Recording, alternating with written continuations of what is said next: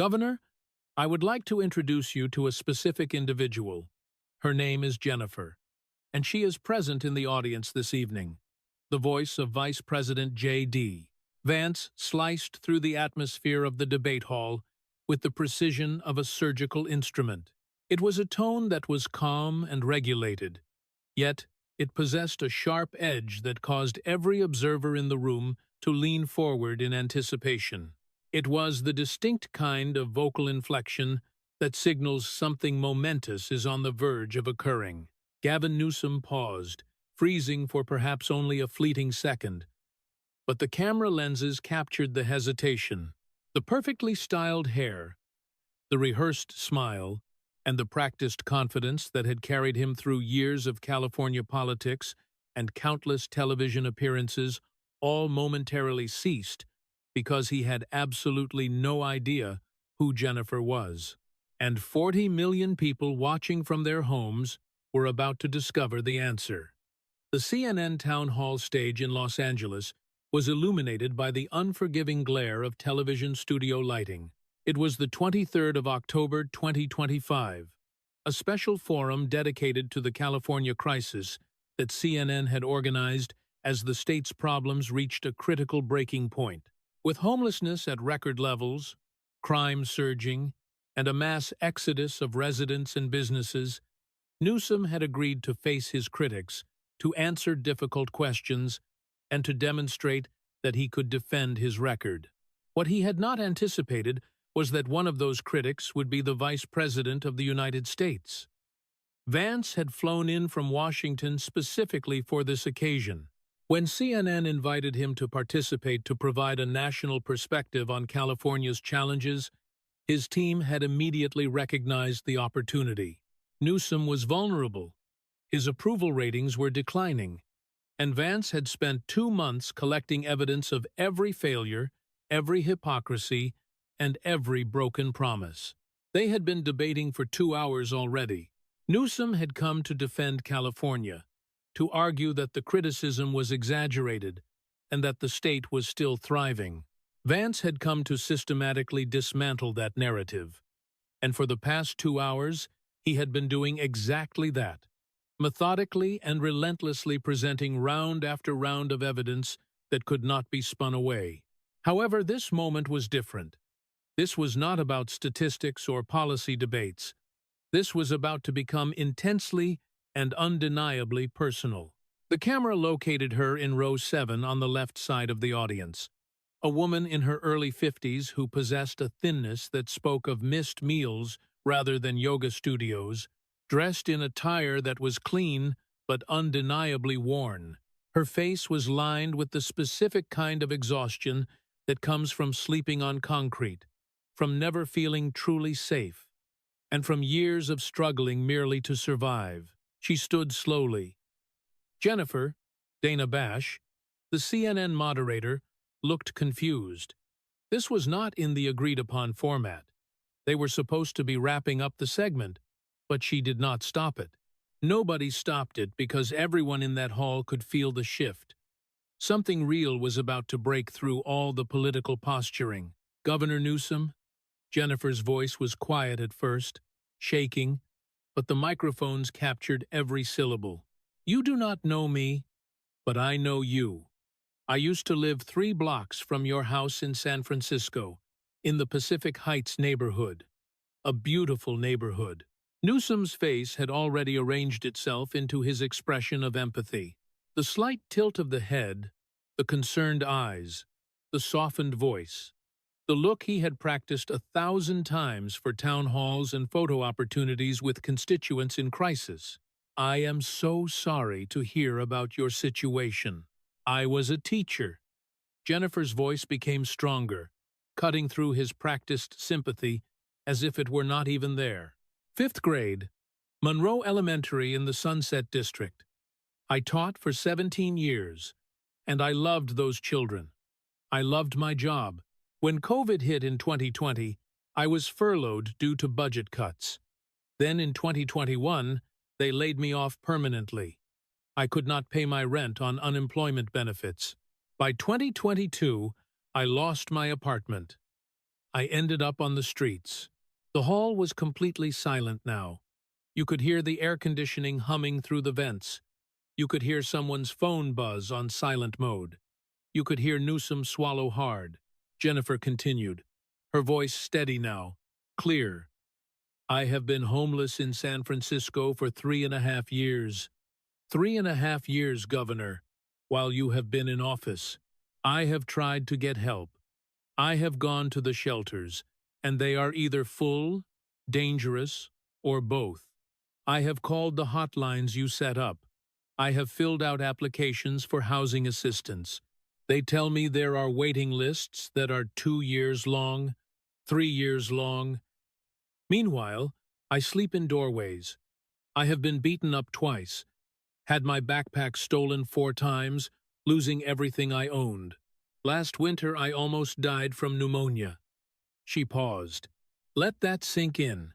She then looked directly at Newsom, with eyes that had nothing left to lose.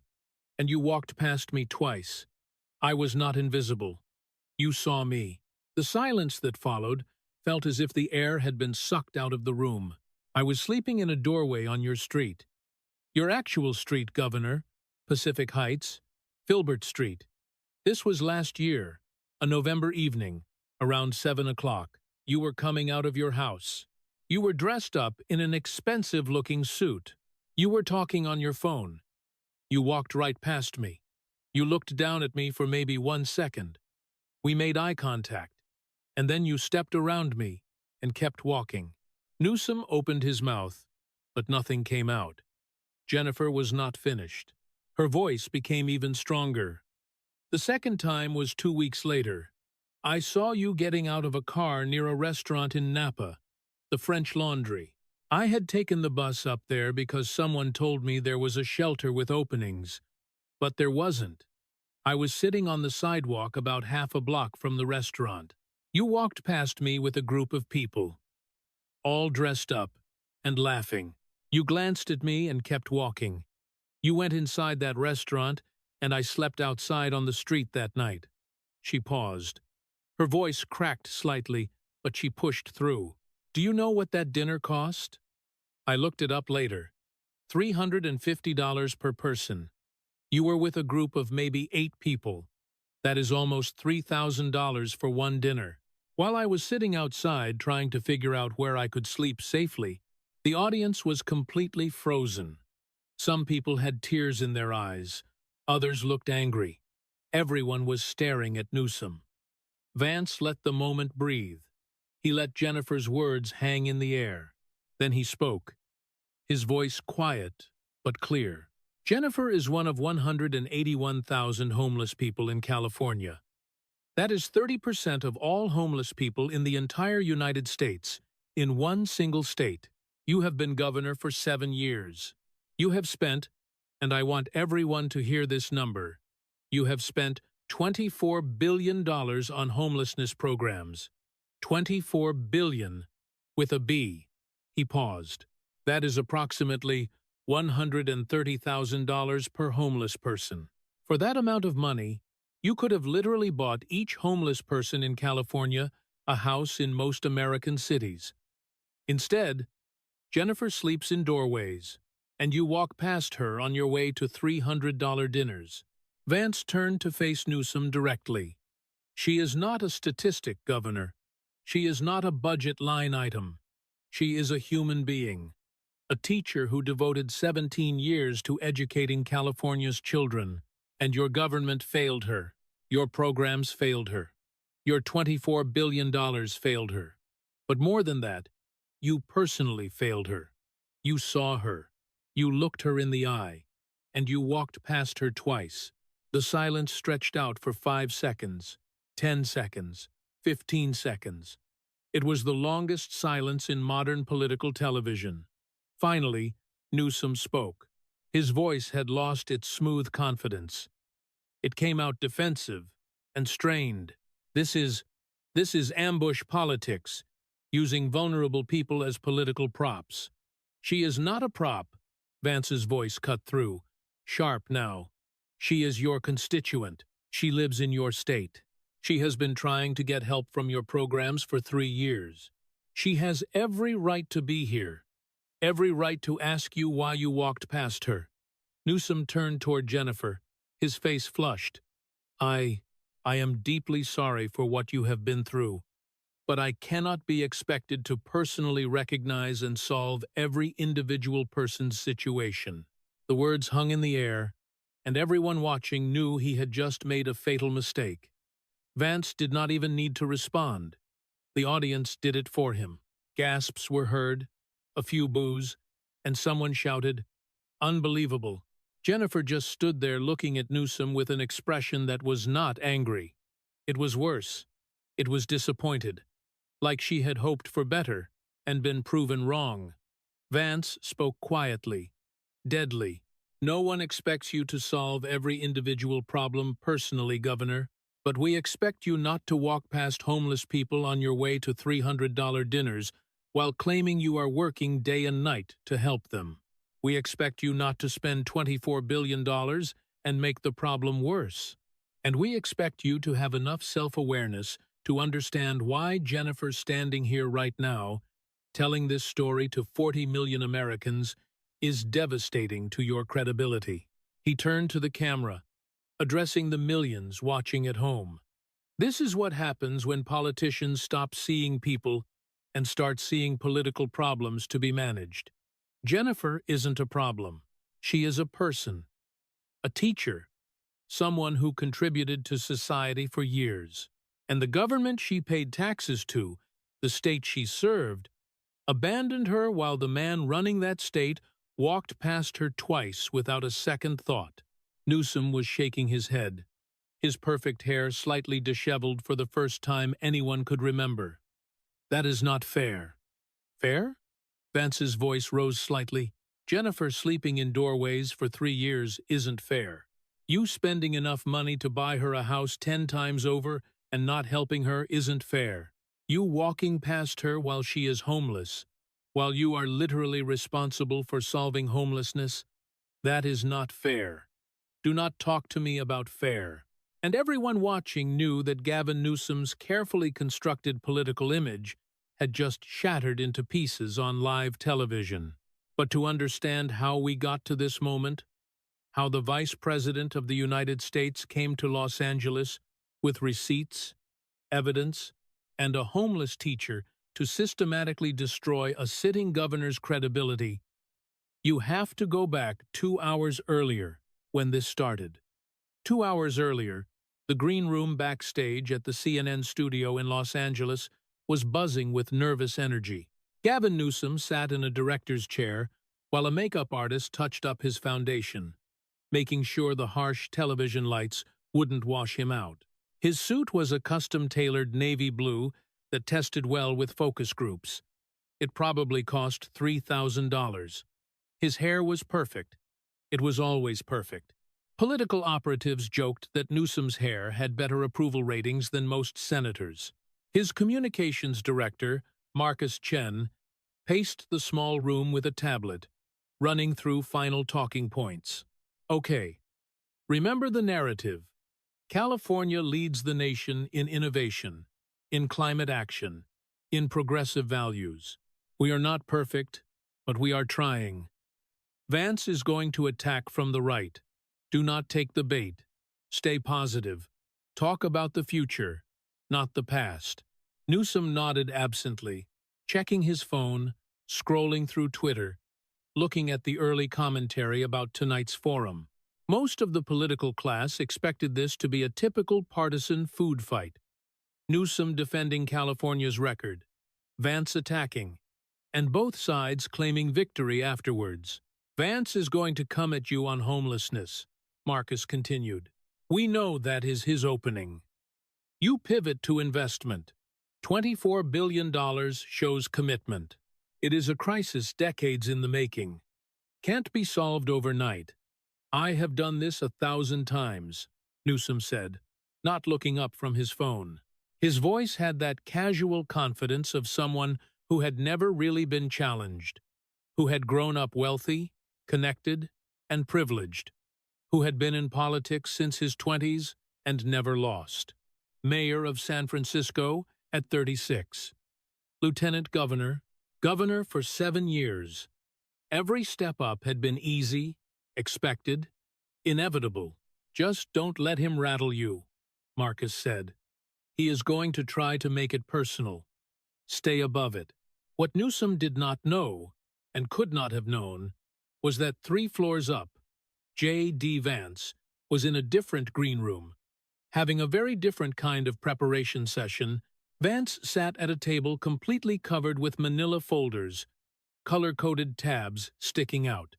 Red for homelessness, blue for economy, green for crime, yellow for hypocrisy.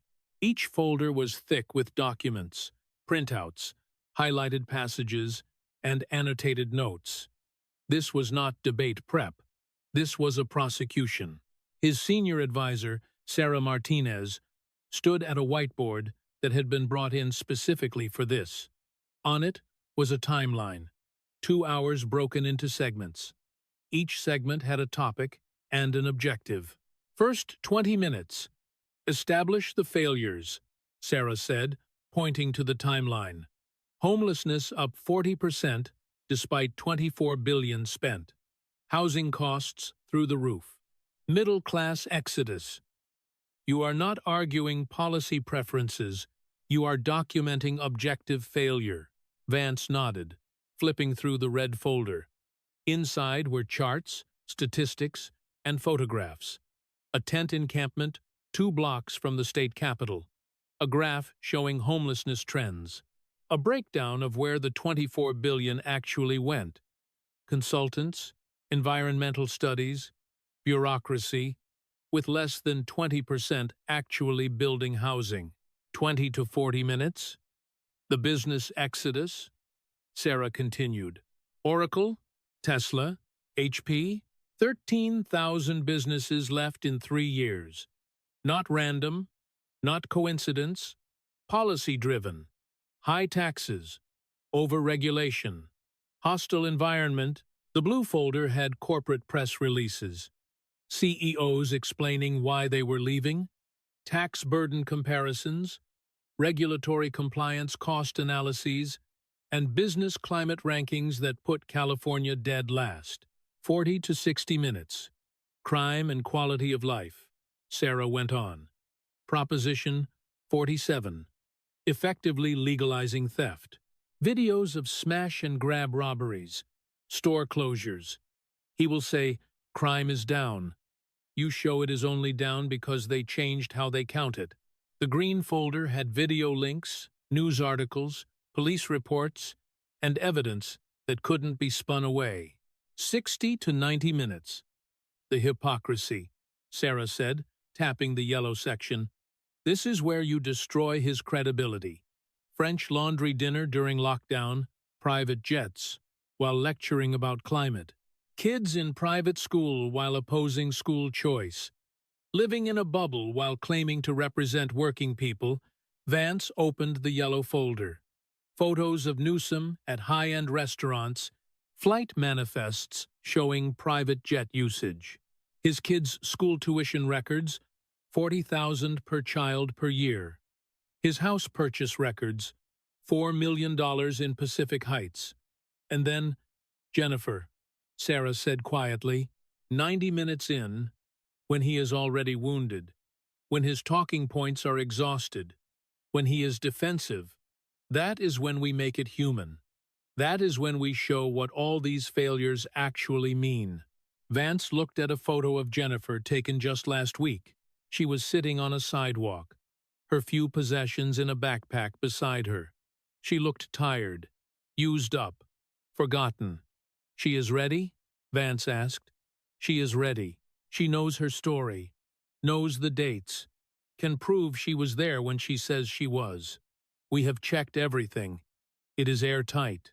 Vance closed the folder and sat back. Newsom thinks this is going to be a normal political debate where we disagree about policy direction.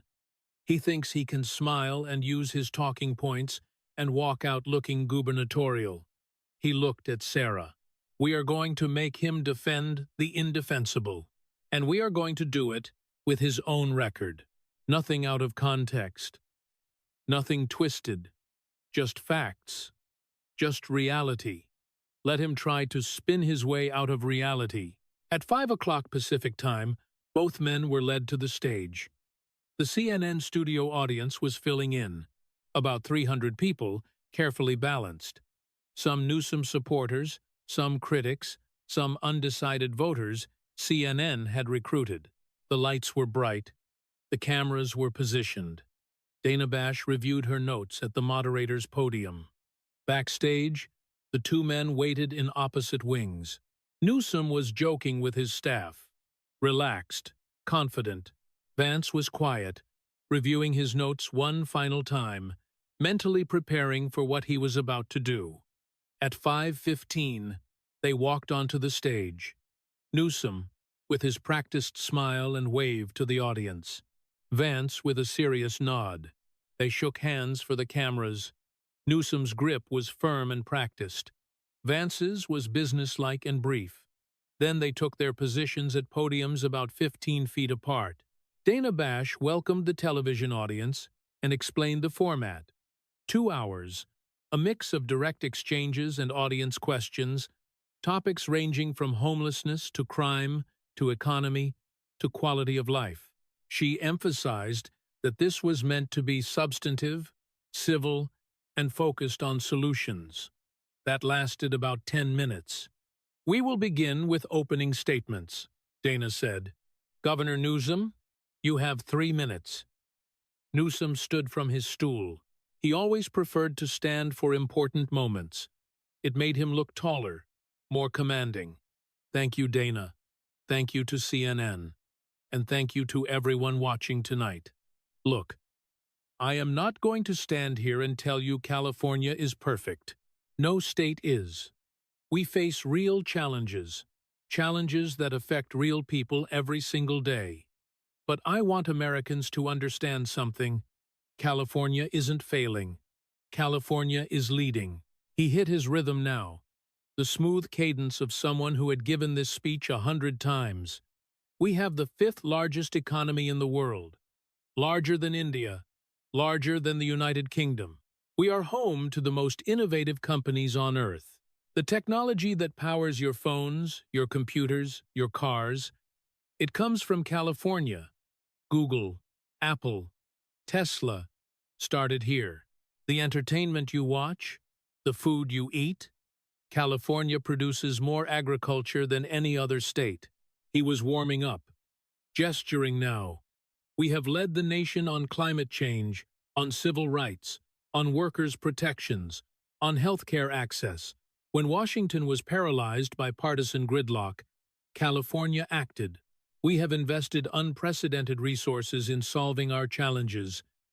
$24 billion on homelessness. That shows commitment.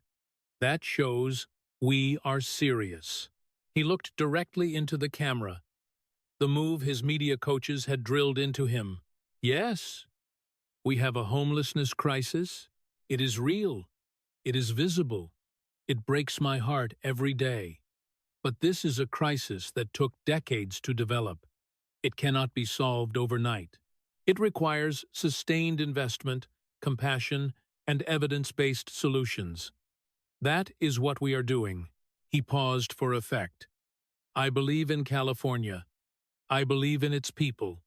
I believe in its values. I believe we are showing America what is possible when you have the courage to tackle big problems with big solutions. When you put people over politics, when you lead with your values instead of following the polls." A final gesture, open-handed, sincere-looking. That is what tonight should be about. Not tearing down, not playing political games, but having an honest conversation about how we build a better future for California, for America, for all of us. Scattered applause came from the left side of the audience. Newsom sat back on his stool, looking satisfied. He had hit all his marks, set the tone he wanted, and positioned himself as the optimistic leader with a vision. Dana Bash nodded. "Vice President Vance, your opening statement." Vance stood slowly. No theatrical movements, no practiced gestures, just stood and looked across at Newsom with an expression that was hard to read. Not angry, not smug, just serious, like a lawyer about to present evidence in a case he knew he would win. Governor Newsom, I appreciate your optimism. I really do. Optimism is good. Hope is good. But let us talk about reality. Not talking points, not spin. Reality. His voice was calm, but there was steel underneath it. The Appalachian accent was subtle but present. This was not a slick coastal politician. This was someone who had grown up in a different world, who had seen what happened when industries collapsed and communities died. You said California's economy is the fifth largest in the world. That is true. It is also true that in the past 3 years, California lost 800,000 residents, net, more people leaving than arriving. For the first time in California's 170-year history, people do not leave success stories, Governor. They leave failures. He pulled a small note card from his jacket pocket. You said you have invested $24 billion in homelessness. Also true. It is also true that during your time as governor, homelessness in California increased by 40%. You spent $24 billion and made the problem worse. That is not investment. That is waste. He glanced at the card, then back at Newsom. You talked about California leading on climate change. You also took 41 private jet flights last year. Your carbon footprint from just those flights is more than what 50 average Californians produce in a year. You lecture people about driving SUVs while you fly private everywhere. That is not leadership. That is hypocrisy. Newsom was shaking his head, but Vance kept going. You mentioned California's innovation economy. You did not mention that Tesla moved its headquarters to Texas, or that Oracle moved to Texas, or that Hewlett-Packard moved to Texas, or that 13,000 businesses have left California in the past 3 years. Why are the companies you are so proud of leaving? He put the note card away. You said you believe in California's values. So do I. California should be the greatest state in America. Perfect weather, natural beauty, innovative people, natural resources.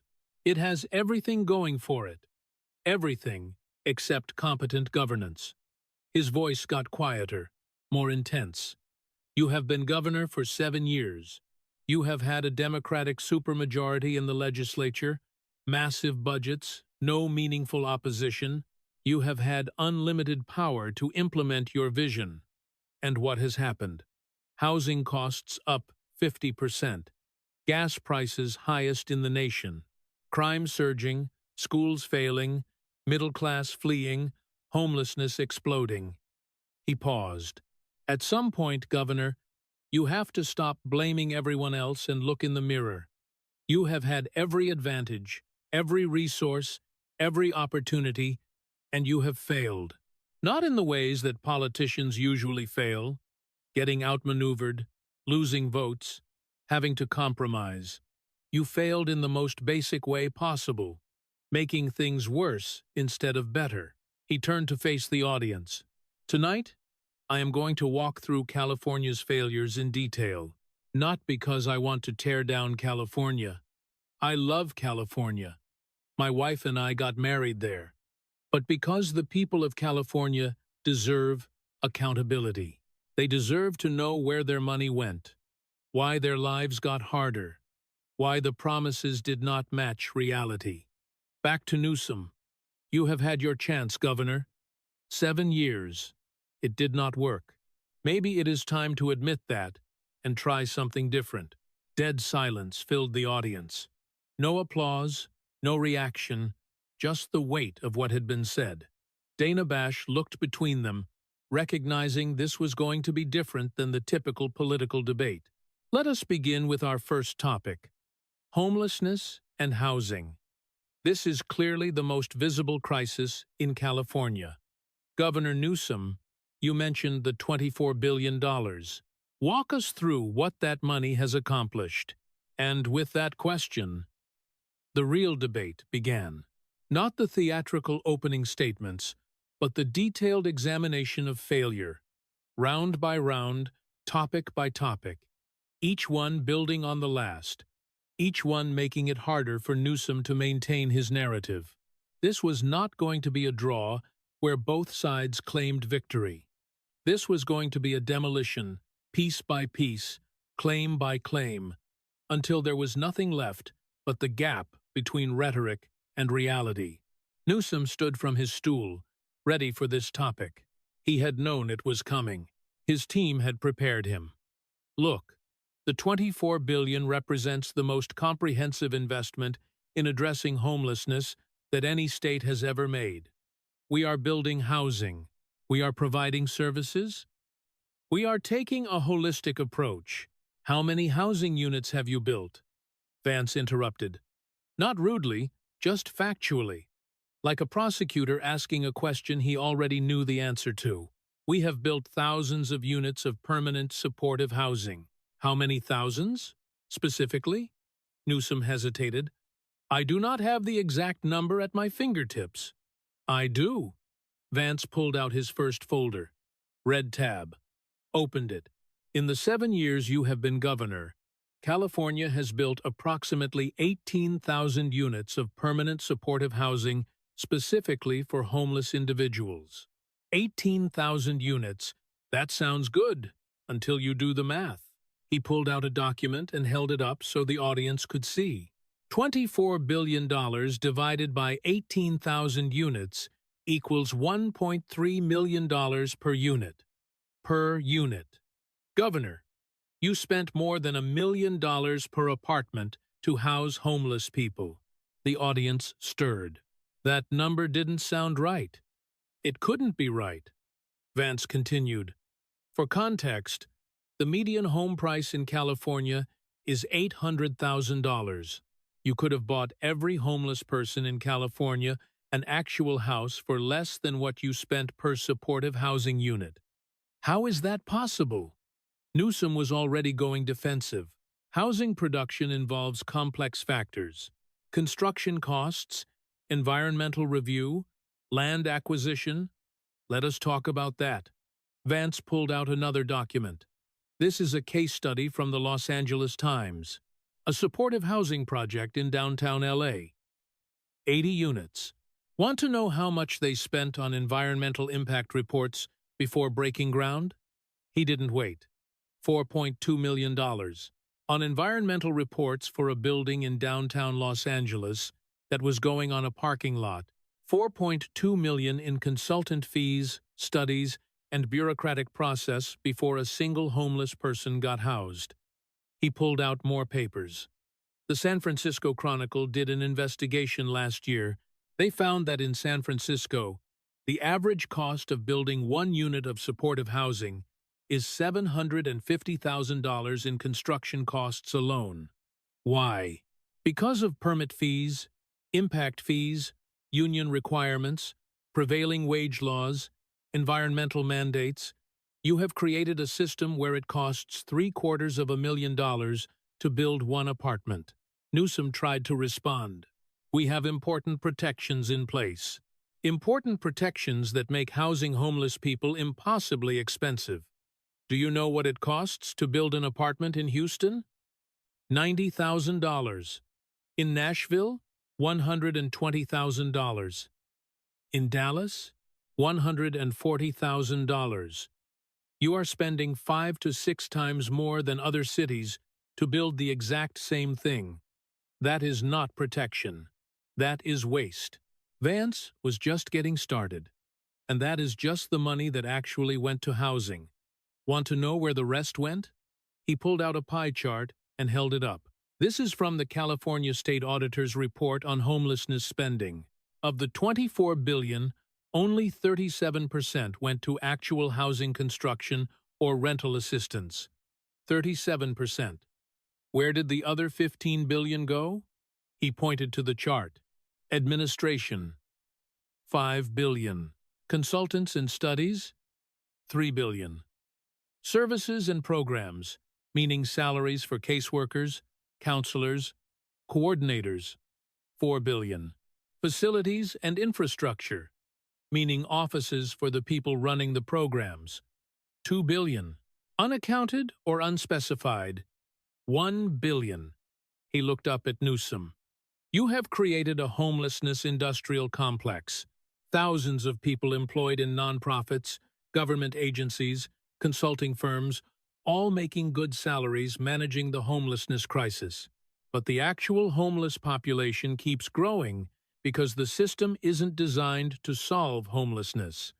It is designed to manage it, to sustain itself, to keep the grant money flowing. The audience was completely silent. Now, these weren't partisan talking points. These were numbers, facts, documentation. Newsom's face was flushed. That is a gross oversimplification. Is it? Vance pulled out a newspaper article. This is from the San Francisco Chronicle last year. They profiled a nonprofit called Home First Solutions. The executive director makes $340,000 a year. His top 5 staffers each make over $200,000. The organization manages 3 supportive housing facilities with a total of 200 beds. 7 administrators making a combined $1.5 million to manage 200 beds. That is $7,500 in administrative salary per homeless person housed. Does that sound like an efficient use of taxpayer money? He didn't wait for an answer.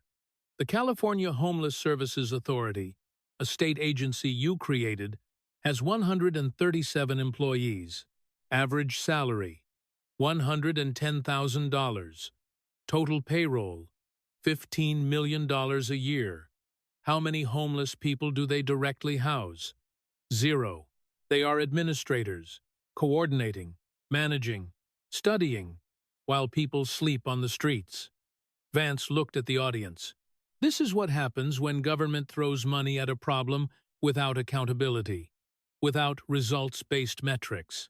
The money gets absorbed by bureaucracy and well-meaning but ineffective programs, and the problem gets worse. Back to Newsom.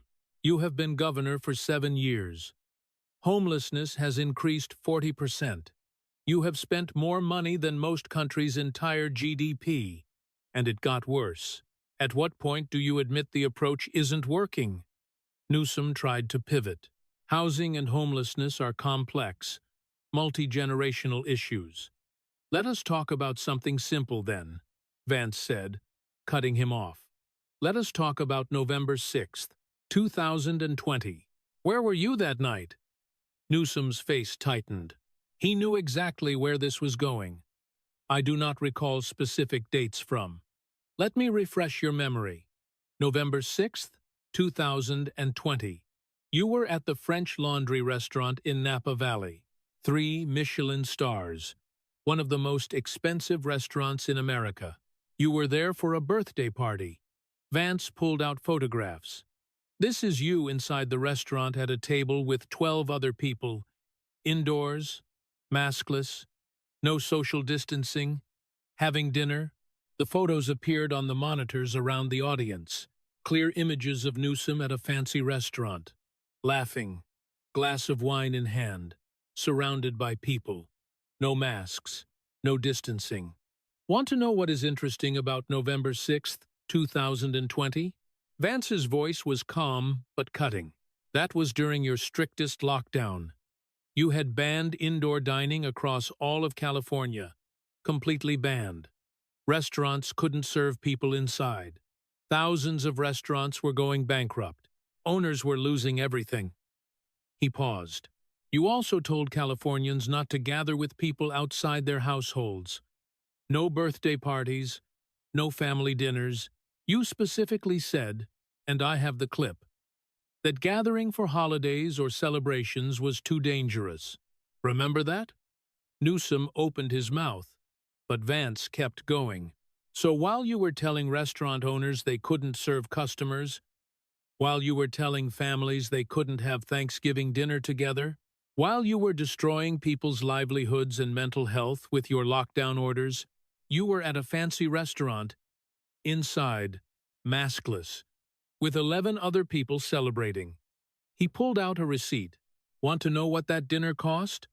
The table's bill was $15,400, including wine pairings. $15,000. While restaurant owners across California were filing for bankruptcy because you wouldn't let them operate.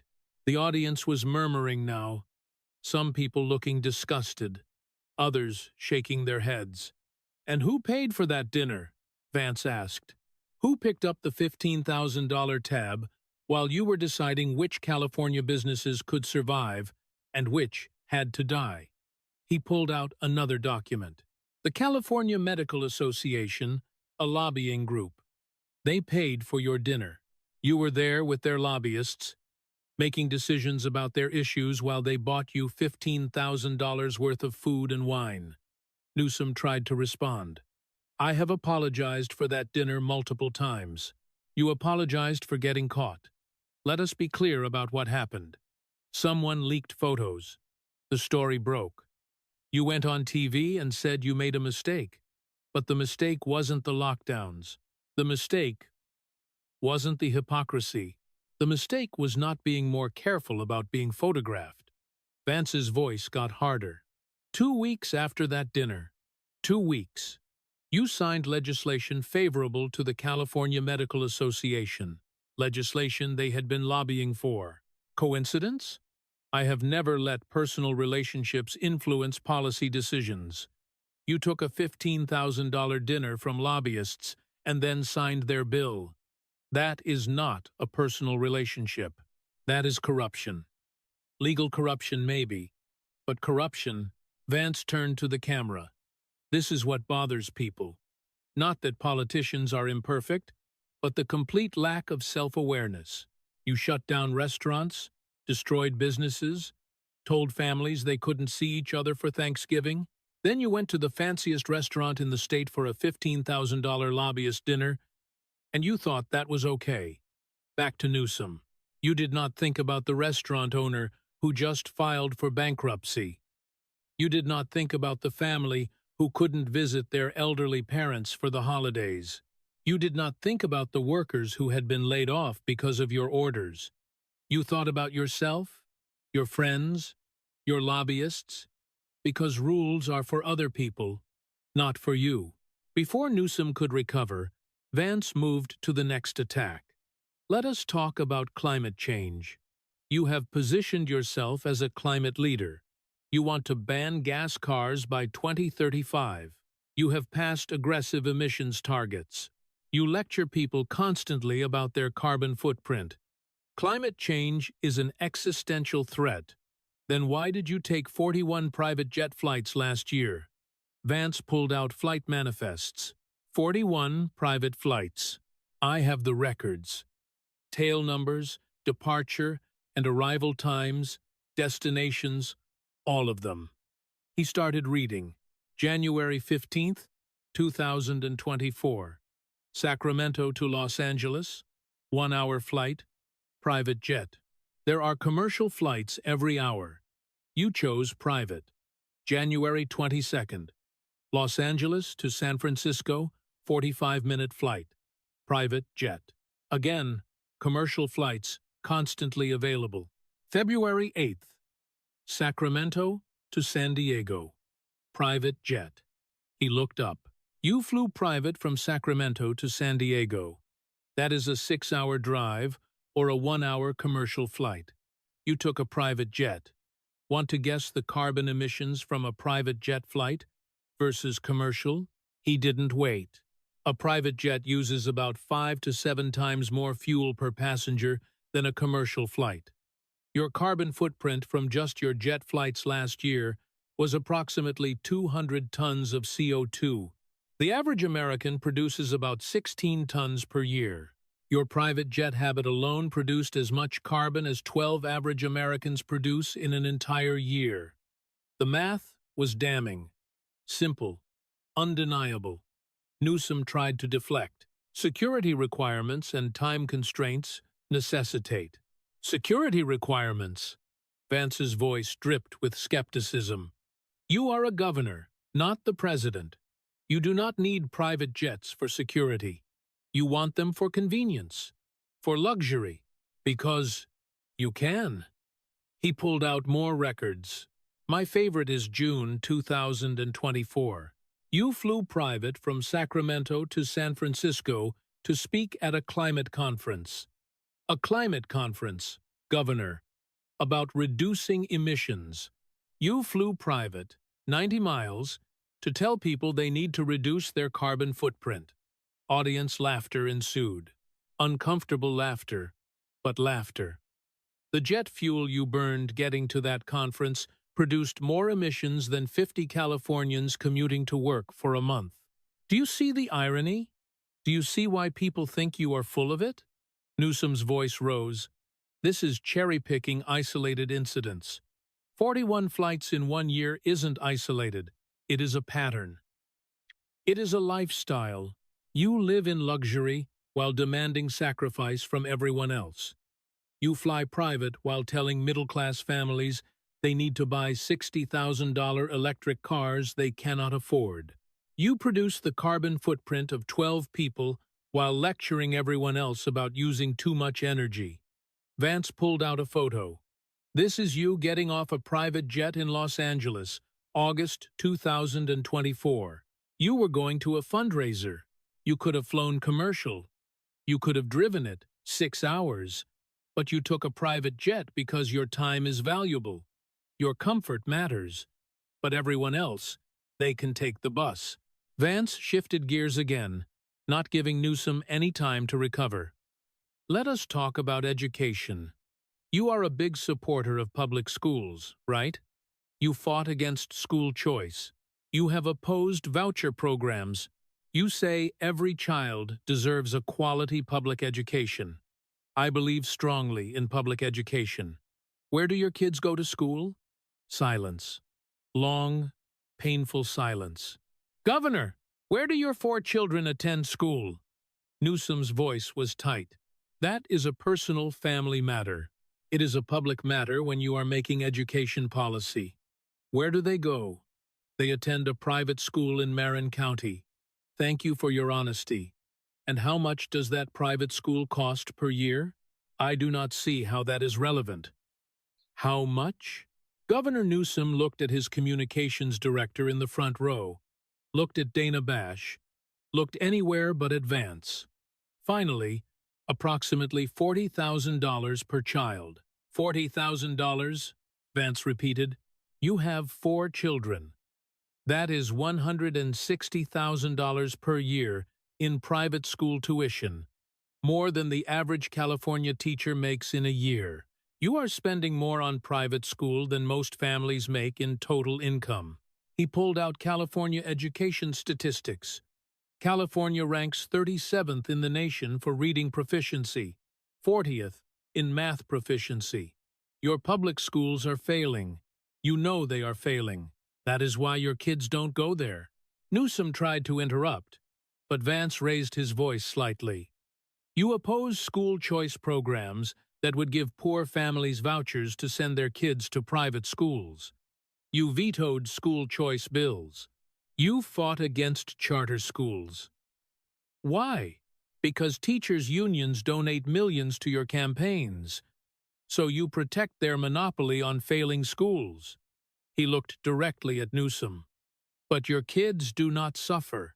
They go to a $40,000 a year school, with small class sizes, experienced teachers, and excellent facilities.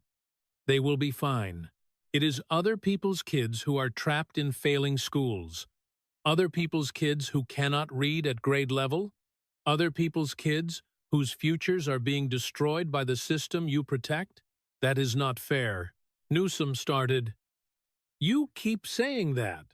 What is not fair is that you have choices, and you deny those same choices to families who need them more than you do. What is not fair is spending $160,000 a year on private school, while fighting against giving a poor family in Oakland a $10,000 voucher. Vance pulled out testimonials. I talked to parents in South LA. Their kids are stuck in schools. where 30% of students cannot read at grade level. Those parents want the same choice you made. They want to send their kids somewhere better. You won't let them, because protecting the teachers' union matters more than protecting children. Let us talk about the people leaving California, Vance said, pulling out yet another folder. In the past 3 years, California lost a net 800,000 residents. Not people moving within California, people leaving the state entirely. Why? Newsom tried his prepared answer. Population fluctuations are normal. People move for various reasons. 800,000 people. That is not fluctuation. That is exodus. And it is not random. Let us talk about who is leaving. Vance pulled out demographic data. Middle-class families, young professionals, small business owners, retirees, the people who built California, the people who made it work. They are leaving. And you know who is replacing them? The very wealthy who can afford California's costs, and the very poor who qualify for California's services. The middle is being hollowed out. He showed charts on the monitors. Median income families, people making between $50,000 and $150,000 a year, are leaving California at twice the rate of other income groups.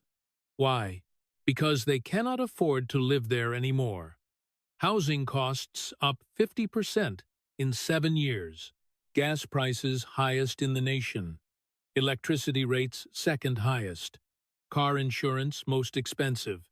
Grocery costs 30% above national average. Tax burden highest in the nation. You have created a state where if you are a billionaire, it is fine. If you are poor, you get benefits. But if you are middle class, trying to raise a family, you are being crushed. Newsom tried to respond. We are making investments in affordability. You have been making those investments for 7 years. It has gotten worse, not better. How long before you admit your investments aren't working? Vance pulled out corporate press releases. Oracle moved its headquarters to Texas, announced in December 2020. Why did they leave? CEO Larry Ellison said, and I quote, "California's business climate has become untenable. The regulations, the taxes, the costs make it impossible to grow." Tesla, Elon Musk, moved the headquarters to Texas in 2021, said California had become complacent and entitled. Hewlett-Packard, founded in California in 1939, moved to Texas in 2020. These are not startups. These are iconic California companies that gave up on California. He listed more. In the past 3 years, 13,000 businesses have left California or closed. 13,000. Not locations. Entire businesses, taking hundreds of thousands of jobs with them. You want to know why? I will tell you why.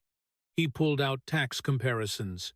The Tax Foundation ranks California dead last, 50th out of 50 states, for business tax climate, dead last.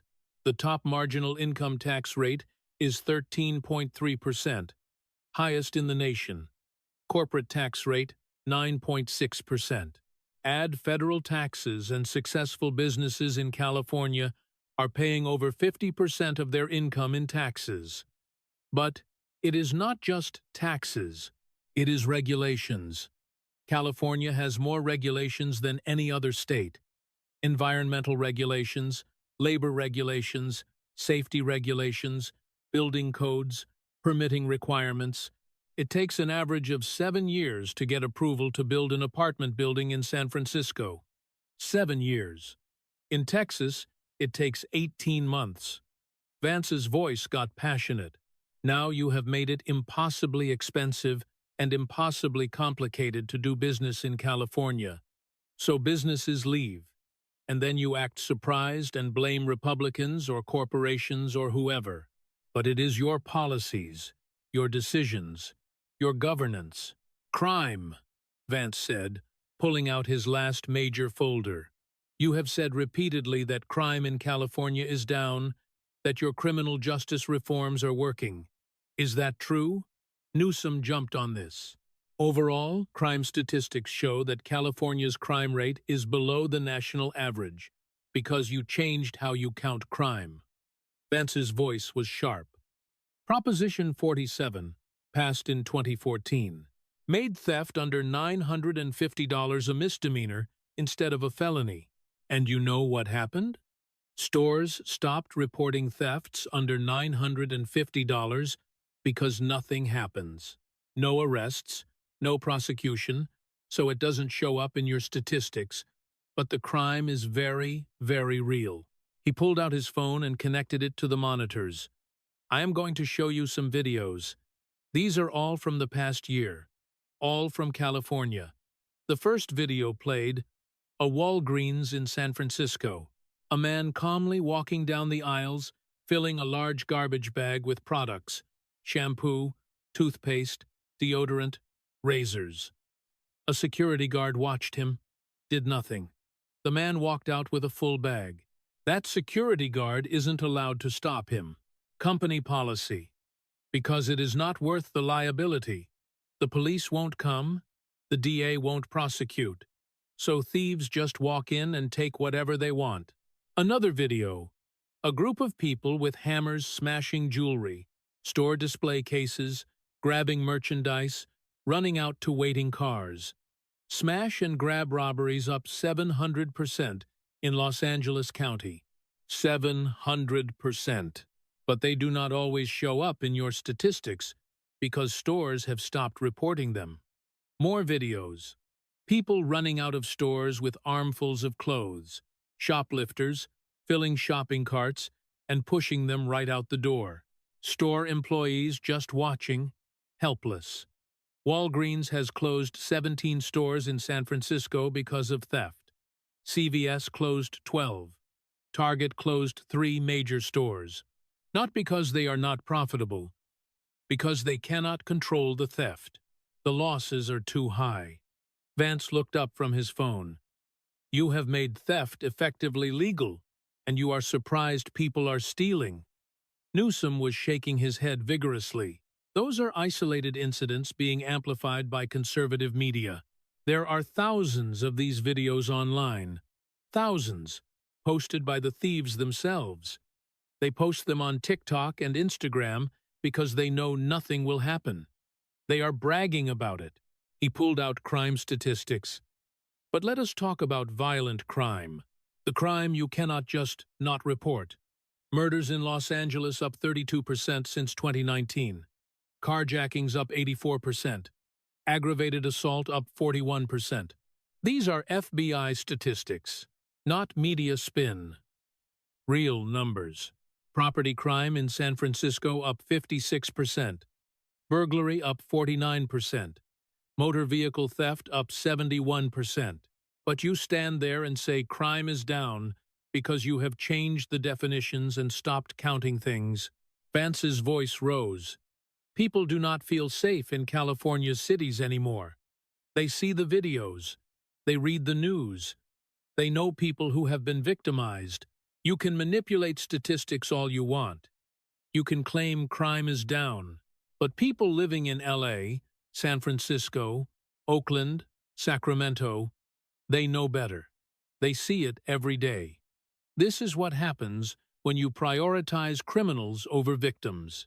When you focus on root causes instead of actual justice, when you let people out without bail and refuse to prosecute crimes, you have created an environment where crime is tolerated, even encouraged, and law-abiding citizens suffer.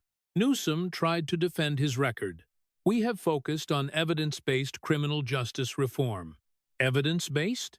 Vance's voice was incredulous. The evidence is that crime went up, way up. The evidence is that stores are closing, that people are being victimized, that criminals know they can get away with it. What more evidence do you need that your reforms failed? He pulled out a news article. This is from the San Francisco Chronicle last month. They interviewed 20 small business owners in the Tenderloin district.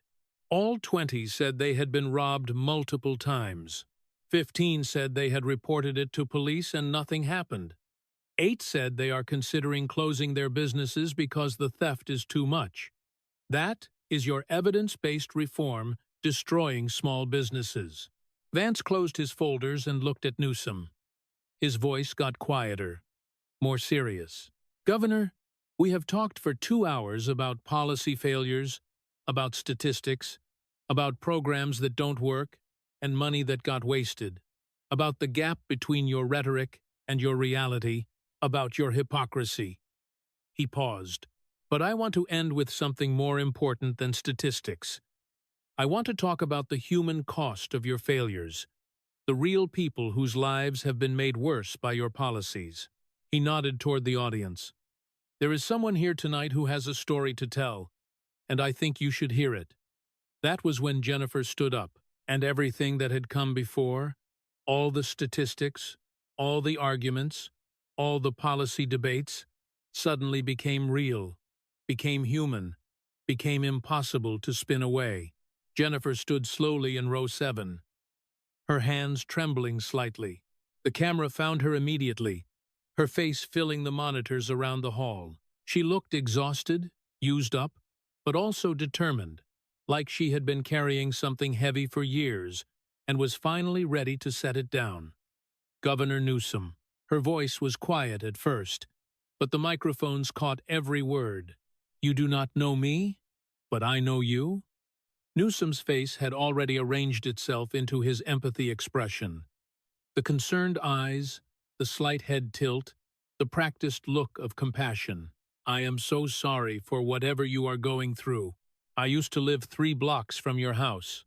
Jennifer's voice got stronger, cutting through his reflexive sympathy. Pacific Heights, Filbert Street, beautiful neighborhood. I was a teacher. 5th grade at Monroe Elementary in the Sunset District. I taught for 17 years. I loved those kids more than anything. She paused, gathering herself. When COVID hit in 2020, I got furloughed. Budget cuts. The district said it was temporary. It wasn't. In 2021, they laid me off permanently. I tried to find another teaching job. Nobody was hiring. I burned through my savings. I couldn't pay rent. By 2022, I was evicted. I ended up on the streets. The audience was completely silent now. Every eye on Jennifer. Every camera on her face. I have been homeless in San Francisco for 3.5 years. Her voice cracked slightly, but she pushed through. I have tried to get help. I have gone to the shelters you talk about. They are full or they are dangerous. I have been assaulted in shelters. Had my things stolen? I stopped going. I have called the hotlines, filled out applications for housing assistance. They tell me there are waiting lists, 2 years long, 3 years long. Keep checking back, they say. Meanwhile, I sleep in doorways. I have been beaten up twice on the street. Everything I owned has been stolen at least 4 times. Last winter, I got pneumonia. I almost died. A free clinic saved my life. She looked directly at Newsom now, her eyes locked on his. And you walked past me twice. I wasn't invisible, Governor. You saw me. Newsom opened his mouth, but nothing came out. His practiced expressions had all disappeared. He just looked stunned. The first time was November last year, evening, maybe 7 o'clock. I was sleeping in a doorway, on your street, Filbert Street. You came out of your house. You were dressed up. Nice suit. You were on your phone talking to someone, laughing. You walked right past me. We made eye contact for maybe 1 second. You looked at me, you saw me, and then you stepped around me and kept walking. Got into a black car and drove away. The audience was frozen. Some people had tears in their eyes. The second time was 2 weeks later. I had taken the bus up to Napa. Someone told me there was a shelter with openings. There wasn't. I was sitting on the sidewalk in Yountville. It was evening, and I saw you getting out of a car near a restaurant, the French Laundry. I recognized you immediately. Her voice got stronger. You were with a group of people, maybe 8 or 9. all dressed up, laughing, having a good time. You walked right past me? You were maybe 10 feet away. You glanced at me, just a quick look, and kept walking. You all went into that restaurant, and I sat there on that sidewalk, trying to figure out where I was going to sleep that night. She paused, wiped her eyes. Do you know what that dinner costs at the French Laundry? I looked it up later at the library. $350 per person. You were with 8 people. That is almost $3,000 for one dinner, while I was sitting outside trying to figure out how to survive the night. The silence in the hall was suffocating, heavy, painful. I am not telling you this to make you feel bad, Jennifer said. I am telling you because I want you to understand something. You spent $24 billion on homelessness. That is what Vice President Vance said. $24 billion. I am one of the homeless people that money was supposed to help, and it never reached me. Not once in 3.5 years has anyone from your programs helped me. Her voice rose slightly. So, where did the money go? Because it didn't go to me. It didn't go to the other homeless people I know on the streets. We are still out there, still sleeping in doorways, still getting beaten up and robbed and sick, still trying to survive while you spend billions and walk past us on your way to fancy dinners. Vance let the moment breathe. Let Jennifer's words settle over the audience, over Newsom, over the millions watching at home. Then he spoke, his voice quiet but clear. Jennifer is one of 181,000 homeless people in California, 30% of all homeless people in the entire United States. In one state, Governor, you have been in office for 7 years. You have spent $24 billion, and homelessness increased by 40%. Jennifer is the result of your policies, the human cost of your failures. He paused. She is not a statistic. She is not a political problem to be managed. She is a human being, a teacher who devoted 17 years to educating California's children, who paid taxes, who contributed to society. And when she needed help, your government abandoned her. Your programs failed her. Your $24 billion failed her. Vance's voice got harder. But worse than that, you personally failed her. You saw her, not once, but twice. You looked her in the eye, and you walked past her on your way to dinner, on your way to live your life while she had nowhere to go. He turned to face Newsom directly. She is not a prop, Governor. She is your constituent. She lives in your city. She tried to access your programs. She deserves answers, so answer her. Why did you walk past her? Why didn't your $24 billion help her? Why is she still on the streets? All eyes turned to Newsom. His face was flushed, his perfect composure completely shattered. When he spoke, his voice came out defensive, strained. I am deeply sorry for what you have been through, truly, but I cannot be expected to personally recognize and solve every individual person's. He stopped, realized what he just said, tried to recover. What I mean is, but it was too late. The damage was done. The audience gasped. Someone booed. Jennifer just stood there looking at him with an expression that wasn't anger. It was disappointment, like she had hoped for better and been proven wrong. Vance didn't need to say anything. Newsom had just sealed his own fate, but he spoke anyway, his voice quiet and devastating. No one expects you to personally solve every problem, Governor, but we expect you not to walk past homeless people on your way to $300 dinners while claiming you are working to help them. We expect you not to spend $24 billion and make the problem worse. We expect you to have enough awareness to understand why Jennifer's standing here right now, telling this story to 40 million Americans, is the end of your credibility.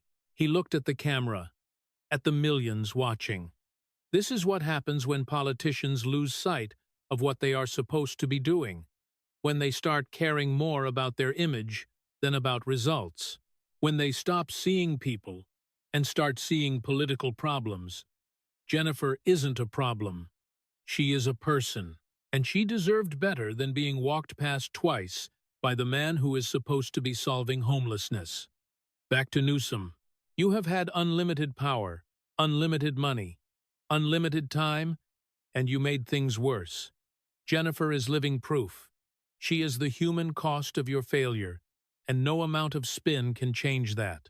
Dana Bash tried to regain control. Governor Newsom, would you like to respond? Newsom looked lost, trapped. His voice came out weak. I do not recall those specific encounters. I interact with thousands of people, but if I walked past you, I sincerely apologize. The homelessness crisis is extraordinarily complex. We are working every day to address it through comprehensive, evidence-based approaches. You have been working on it for 7 years. Vance interrupted. It got worse. 40% worse. You haven't solved it. You haven't slowed it. You have made it worse while spending more money than most countries' entire budgets. He gestured toward Jennifer. She doesn't need your apology for walking past her. She needs housing. She needs the programs you promised. She needs the $24 billion to actually reach people instead of getting absorbed by bureaucracy and consultants. But you cannot give her that because your system doesn't work. Jennifer sat down slowly, exhausted. Several people in the audience were crying. Others looked angry. The energy in the room had completely changed. What had started as a policy debate had become something much more personal, much more real. Dana Bash tried to move on. We are coming to the end of our time. I would like to give both of you a chance for closing statements. Governor Newsom. Newsom stood, trying to gather himself, trying to find some way to recover, but his usual confidence was gone. His voice lacked its typical smooth cadence. Tonight, you have heard a lot of criticism, a lot of cherry-picked statistics taken out of context. Yes, California faces challenges, real challenges, but we are addressing them with unprecedented investment and bold progressive policies. Change takes time. Solutions are complex. We are committed to doing better, to helping people like Jennifer, to making California work for everyone. It was weak, and he knew it. Generic platitudes that rang hollow after everything that had been presented. After Jennifer's testimony, he sat back down looking defeated. Vice President Vance, your closing statement. Vance stood, looked out at the audience, then at the cameras. Governor Newsom keeps saying California's problems are complex, that solutions take time, that more investment is needed. But here is the truth. California's problems are not complex. They are the result of bad governance, of policies that don't work, of priorities that are upside down. He ticked points off on his fingers. Housing is expensive because you have made it impossible to build. Homelessness is up because you spend money on bureaucracy instead of actual housing. Crime is up because you do not prosecute criminals. Businesses are leaving because you have made California hostile to business. The middle class is fleeing because they cannot afford to live there. These are not complex problems. They are the predictable results of your choices. And you have had 7 years to fix them. 7 years of unlimited power, and you made everything worse. His voice got quieter, more intense. But worse than the policy failures is the disconnect. You live in a $4 million house. You fly private jets. You send your kids to $40,000 a year schools. You have $300 dinners. You live in luxury while the state you govern falls apart. You walked past Jennifer twice.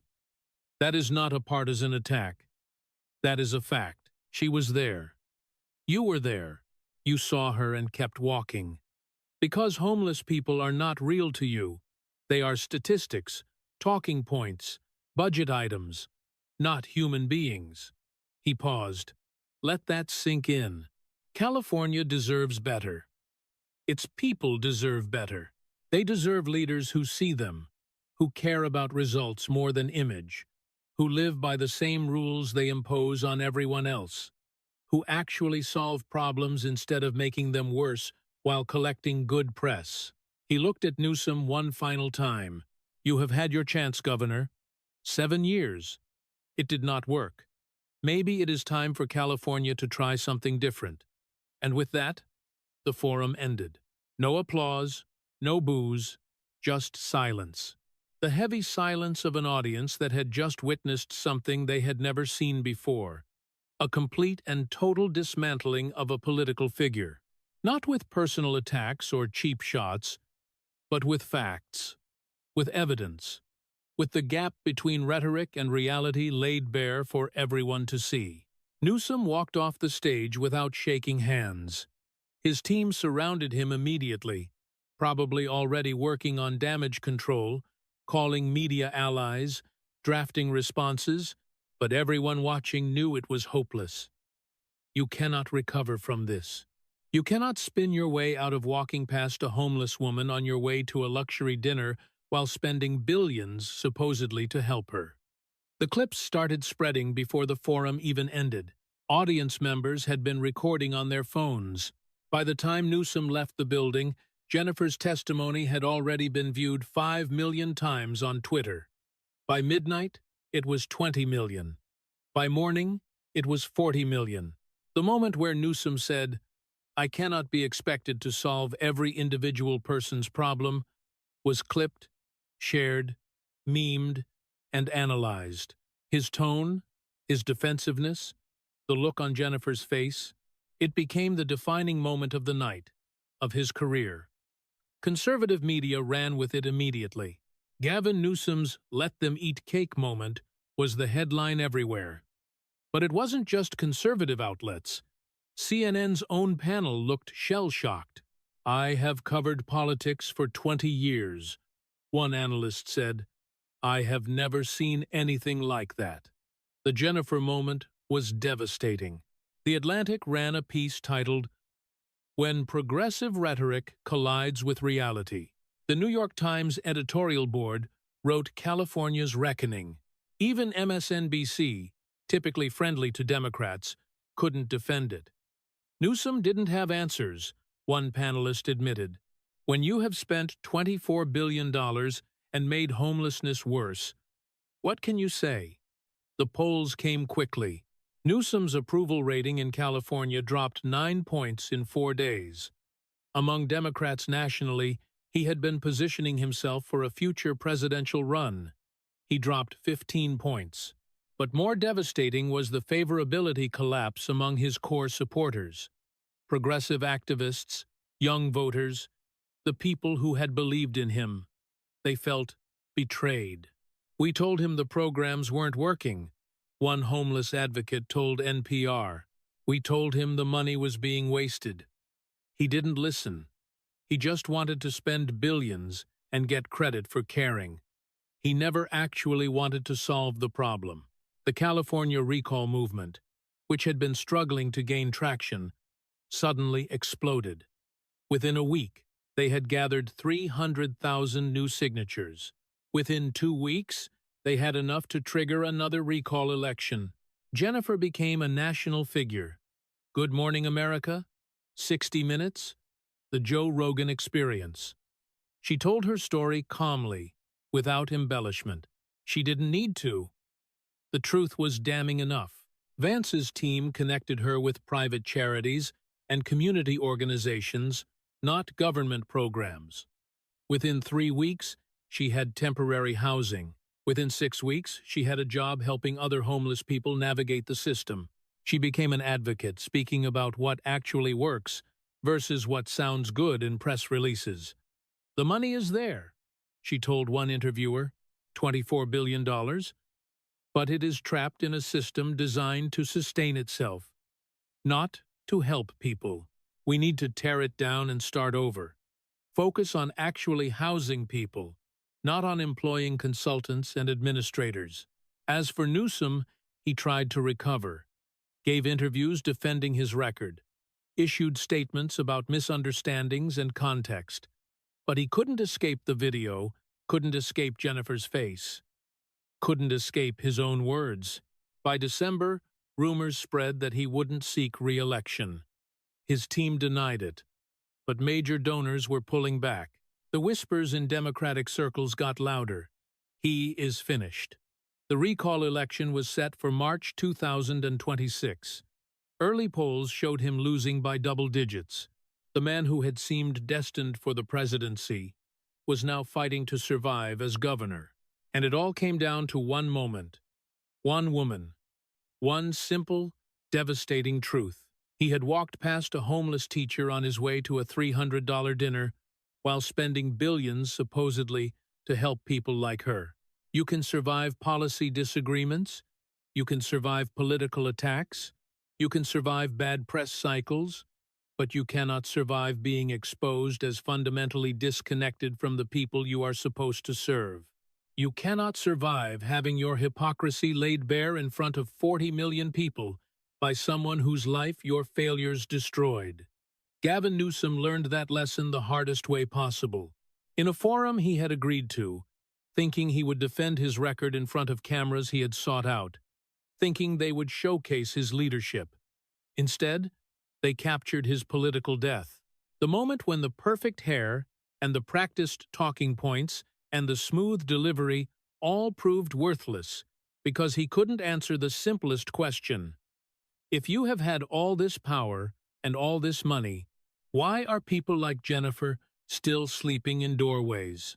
He had no answer, and everyone watching knew it. That is how political careers end, not with scandals or resignations, with viral moments and devastating silences, with truths that cannot be spun away. Gavin Newsom had his moment of truth, and it destroyed him.